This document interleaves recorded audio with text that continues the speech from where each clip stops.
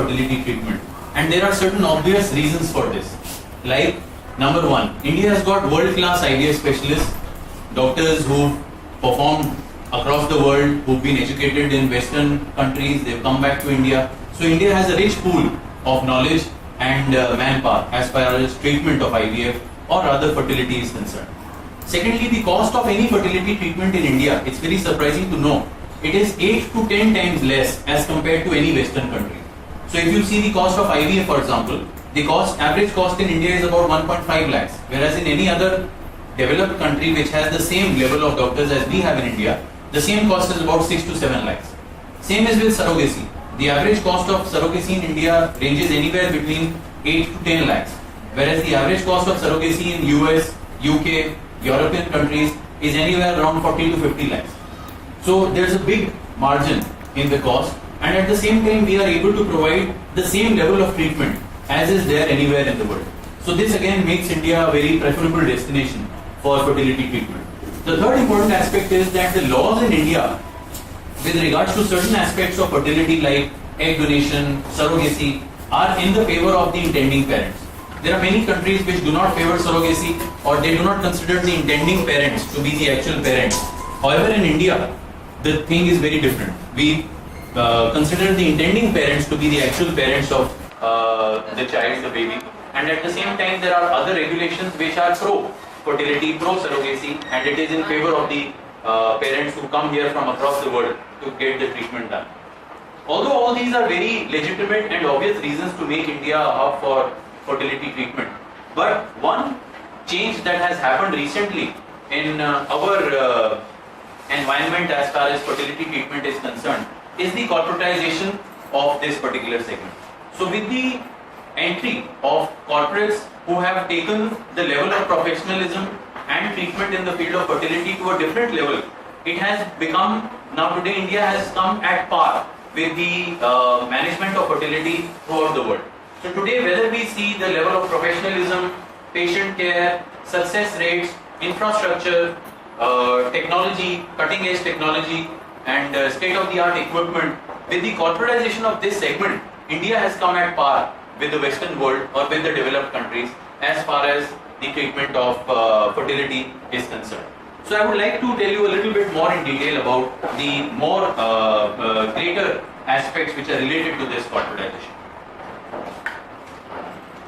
Now, the next important thing is, as I always say, that in the field of fertility today, it's not important to do what others are not doing.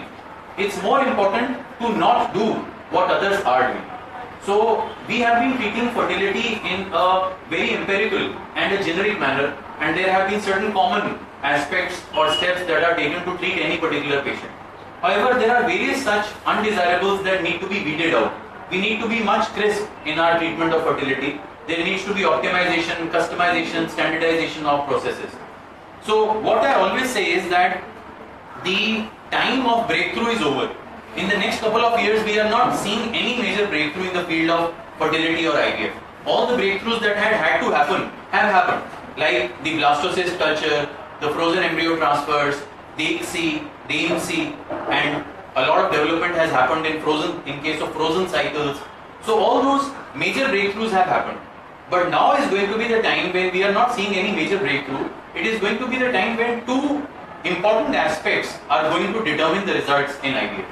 One is standardization of practices and the other is customization of these practices. So once again, the corporatization plays a major role in achieving this kind of standardization and customization. So what we mean by standardization is that different doctors in different hospitals in different areas are adopting different practices with regards to IVF and fertility.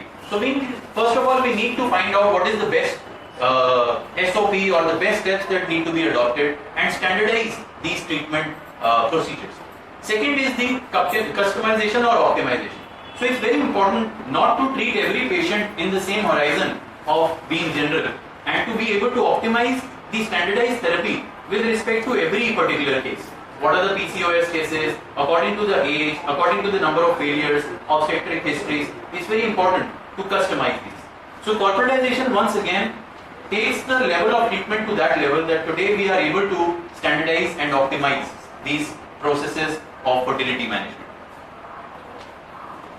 Now, if we compare today, the fertility centers, the private fertility centers range on two ends of the spectrum. On one end, there are individually run centers which we call the doctor-owned IVF centers.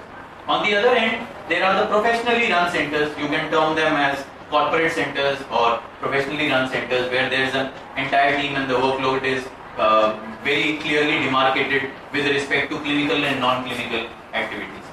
If we try to compare these two, then we find that individually run centers have got two distinct advantages. One is that the cost of therapy in such centers is less, because obviously the cost of keeping up with the center, the staff is less, the level of investment is less, the level of monthly expenses are less. So that percolates down in reducing the cost of therapy. The second important aspect is that it helps to give an individualistic kind of a care to every patient, which might not be there in a corporate center.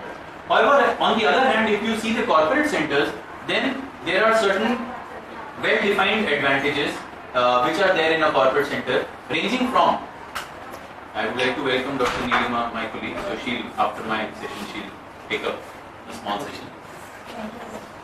So ranging from the level of professionalism, which today is, these are some of the areas where India is lagging behind, although not in the clinical aspects, but in the non-clinical aspects. Patient care, level of professionalism, accountability. We are hardly accountable to our patients. We either say that you are positive or you are negative. That's the end of the story.